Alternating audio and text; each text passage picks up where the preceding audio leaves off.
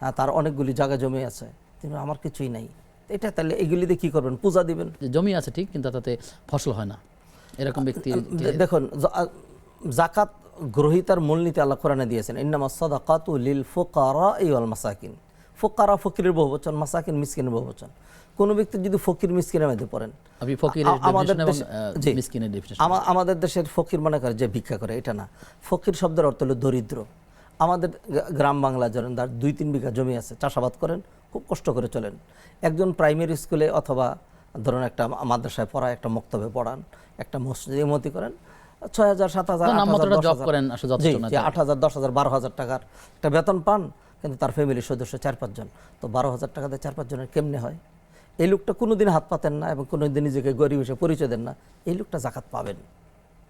তার আত্মীয় স্বজনের, তার এলাকাবাসীর উচিত তাকে সম্মানজনক আলাদা করে হাতে কিছু দিয়ে দিবে। জাকাত বলে দিবে না, এমনি বলে দিয়ে দিবে। হ্যাঁ, হাদিয়া দিবেন তাকে। জি, তাকে দিয়ে দিবে। জাকাতেরটাই সে নিয়ত করে দিবে যে জাকাতটাই তাকে দিলাম, দেওয়া উচিত।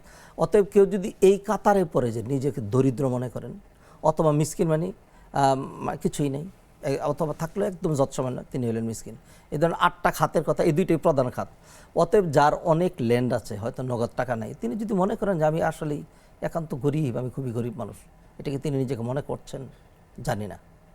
তো যদি গরিবের এই আমি যে আলোচনা করলাম এর মধ্যে যদি পড়ে, তাহলে তাকে জাকাত দিয়েন। আর যদি এর মধ্যে না পড়ে, অনেক কিছুই আছে, তিনি রেখে দিচ্ছেন, তাহলে কিসের জন্য?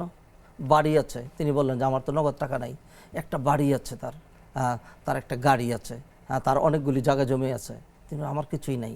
এটা তাহলে এগুলিতে কি করবেন? পূজা দিবেন, জাগার পূজা। তাই সেই জন্য তার উচিত এখান থেকে কিছু বের করে কিছু বিক্রি করেন, এটা যেন প্রোডাক্টিভ হয়, সে একটা কাজ করেন, নিজেও সচ্ছল হয়ে চললেন। আবার এই 8 খাতের বাইরে জাকাত দেওয়ার সুযোগ না।